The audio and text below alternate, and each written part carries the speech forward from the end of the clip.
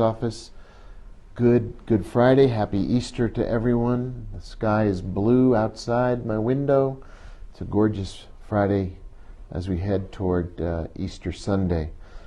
Please remember, I'm going to say it again, if you go out this weekend, wear a mask, keep safe, practice social distancing. I'll talk a little bit more later about what we have to do this weekend that's very different from other Easters, but I do want to wish everybody a good Friday. It's a half a day here in the city for our city employees, and I hope and expect that Sunday will be a beautiful day as well. A lot's going on. We had a council meeting on Wednesday night, a virtual council meeting. Thanks to the city staff, the team that made it happen. It was flawless. We got input from the community with a significant number of emails before the meeting began, and then documentation that was entered into the record so that the voice of all of our people can be heard. Council members were on the platform, the Zoom platform, and it was very, very successful. I think we're learning how to use technology during this time of social distancing, keeping apart, to be productive, to get our work done, to keep the city moving, keep the city operating. A great big thank you to all of our frontline workers who are out there, our transit drivers, our people who are picking up solid waste and making sure that the city continues to operate, folks who are cleaning up the parks. We got a great shout out over the email this week from a resident who had said his park needed help. Our park crews went out. We got a thank you very quickly thereafter. So thanks to everybody for speaking up, but also when you see things getting better, when you see our teams respond, give them a thank you. They're working very hard under very difficult conditions. We continue to have success with the shelter at Midtown. I was just on the phone with Regina Wheeler, who is in charge of that. Very, very responsible and responsive city operation. I think right now we have 12 people on the campus, and there are criteria to determine who can and cannot be on the campus. People, if they choose to come and through our homeless programs, can be welcomed if they meet those criteria. But we're running a very tight ship there. Regina is. If you are there and you leave, you can't come back. We don't want people there to keep them safe. They leave the campus and then they come back. We don't know whether they've encountered folks with the virus or not. A great number of people volunteering to help out. Jesse, Sally, Nikki, James, John Munoz, library staff helping out, and we're talking with our partners to make sure that we continue to be able to have a safe hostel, a youth hostel, a shelter for people who are most in need. At the same time, we're working with the homeless shelters to make those populations safe as well, keep people spread out, and try to control the spread of the virus. The data continue to say that in Santa Fe County, we are doing an excellent job. I don't want us to get complacent, but the numbers say that we're adding 2 or 3 cases per day in Santa Fe County. That's a testimony to people taking very seriously the importance of wearing the masks, of following social distancing, of washing hands before you go out, washing hands when you come home, taking the governor's requirements, her orders, very seriously, and keeping safe. We need to break the back of the coronavirus, stop the spread, and flatten the curve of coronavirus infections. What we're doing right now is a testimony to discipline, focus, sense of civic duty, and a sense of the seriousness of this moment that we're in. We have a public health crisis and It's stimulated an economic crisis. The numbers of people who are filing for unemployment are startling. Last week, I think across the state of New Mexico, something like 28,000 of our fellow residents filed for unemployment benefits in 1 week. The previous high during the crash of 07-08 was 3,000 a week. So we are at 9 times the multiple. That means we're all in it together to see our way through it. And if you're interested in or eager to learn more about resources that can help you as an individual or your small business get through this crisis, go to alltogethersantafe.org. There is a website there that will coach you through all of the resources that are available and the resources that will become available through the federal government and the bailout and assistance programs that have been enacted by the Congress, signed into law by the President. Here there are small acts and important acts of great generosity. We issued a call, our Department of Arts and Culture issued a call for people to apply for artists' grants. We've already had 165 people step up and make applications. So that will be happening very quickly. The city, as you know, allocated $500,000 in city emergency funds to respond to the coronavirus emergency. Something like $250,000 of that has already been put on the street into people's pockets, into programs. The same goes for the work being done by our friends at the Community Foundation. Bill Smith reported yesterday that they continue to respond to requests for help. Every Monday, I believe, they make grants.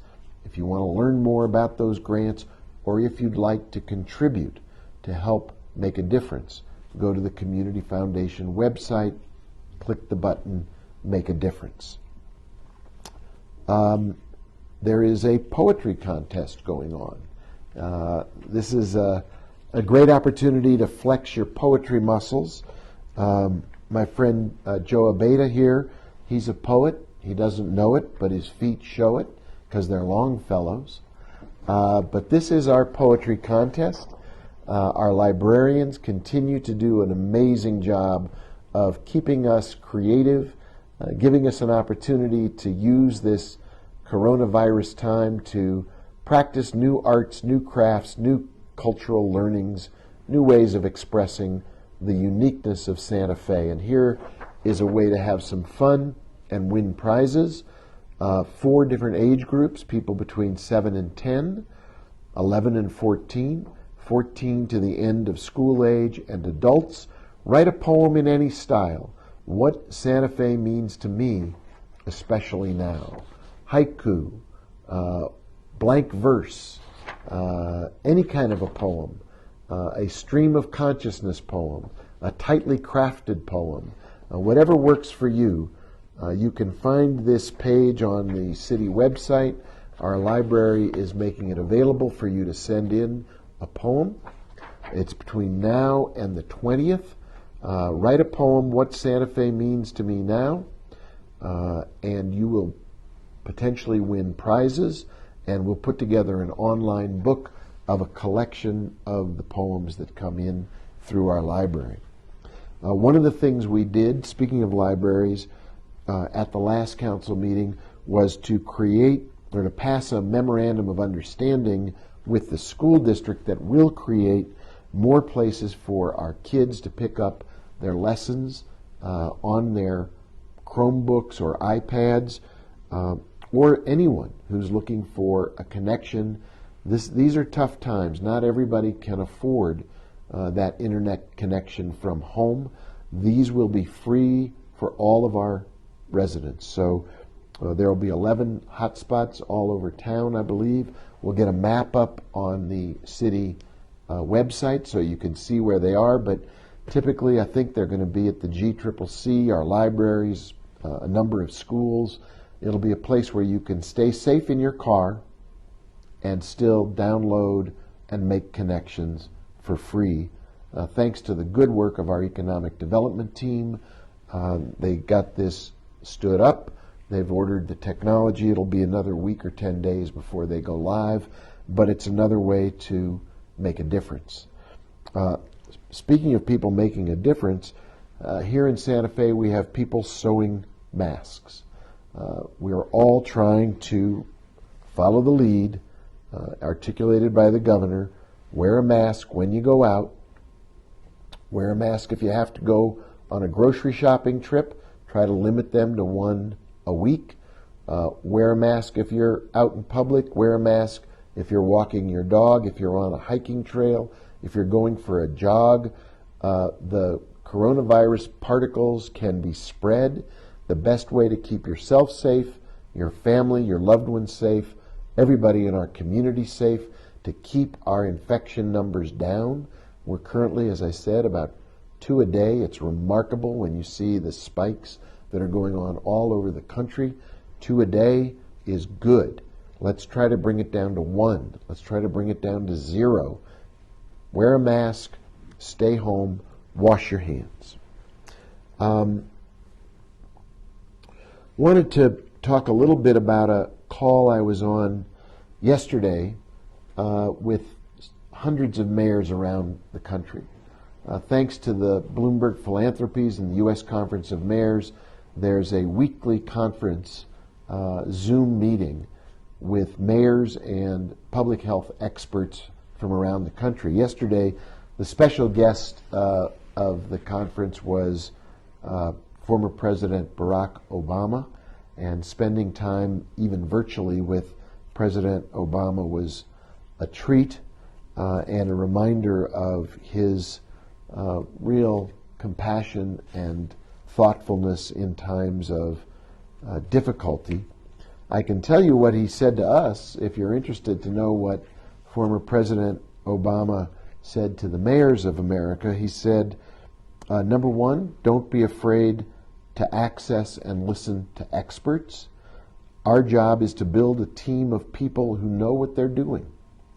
Ask questions as mayor or as a resident. Find out whether we've got the right answers by probing good people with different perspectives. Speak the truth clearly, with compassion, with empathy. Emphasize what we know, but don't be afraid of saying what we don't know, and always explain why we're doing what we're doing. It's important to have a feedback loop to get bad news fast. In crises like this one, delay creates harm. Look out for the vulnerable among us. All over the country, we've seen there are racial disparities among different populations who are victims of the coronavirus.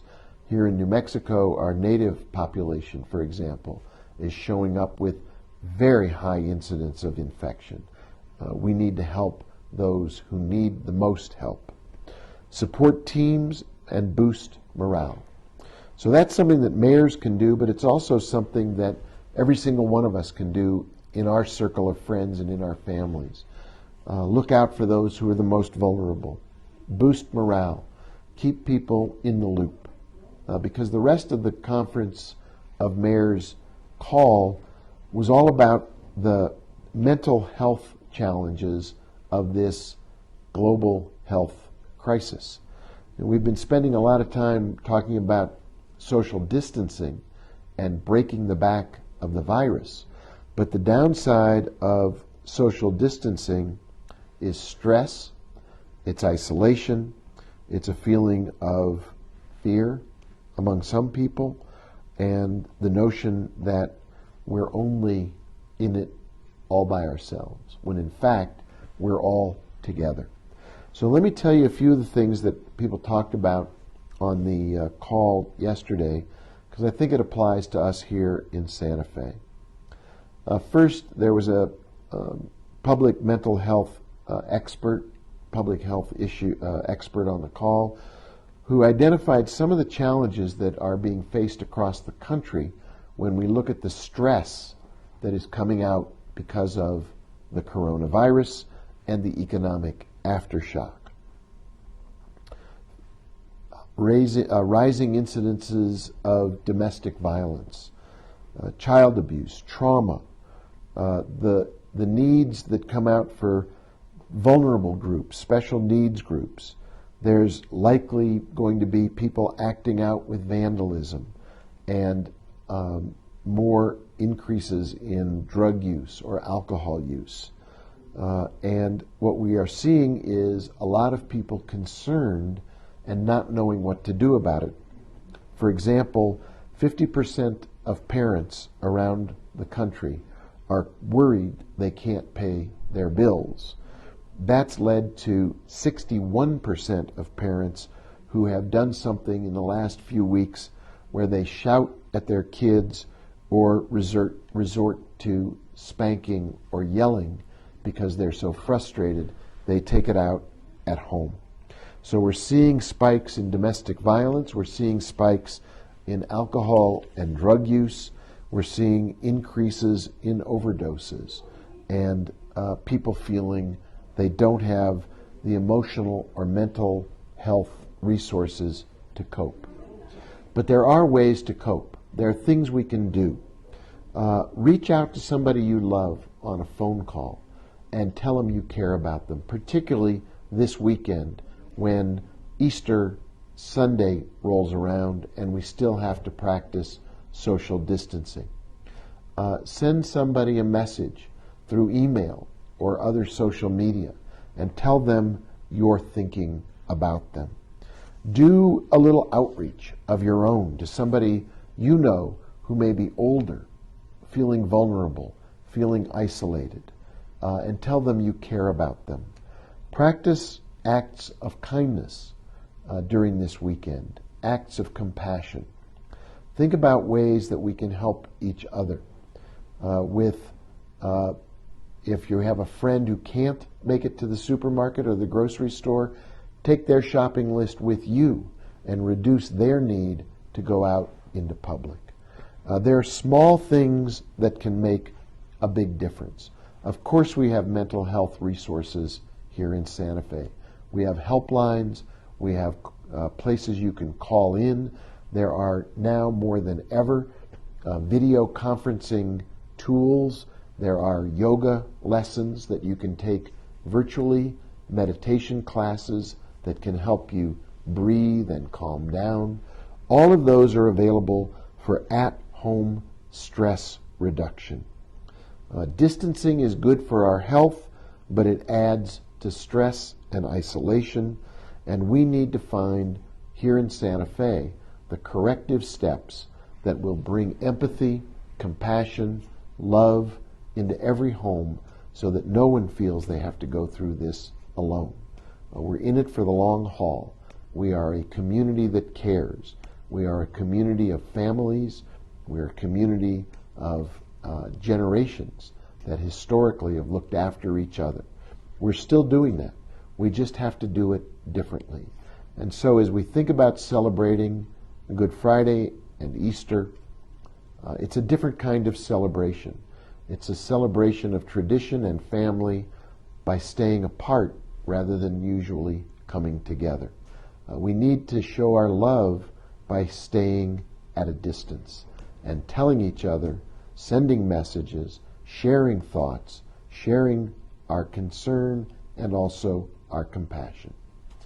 That wraps up another week. We're doing very well here in Santa Fe. We are doing an exceptional job of keeping focused, keeping disciplined, keeping at home, keeping safe. Please continue to do that. Don't let down your guard.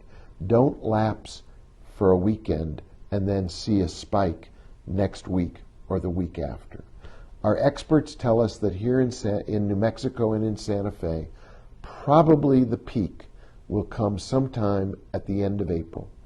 That's something we need to watch the data.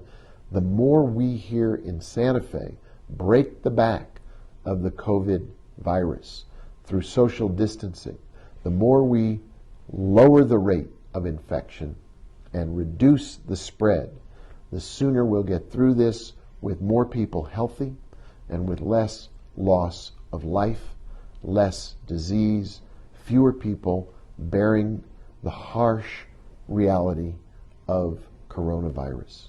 So please have a wonderful weekend. Get out and enjoy the weather. Stay 6 feet apart. Wear a mask. Stay safe. Take care of yourself. Take care of your family. Take care of our community. I will see you next week. All the best.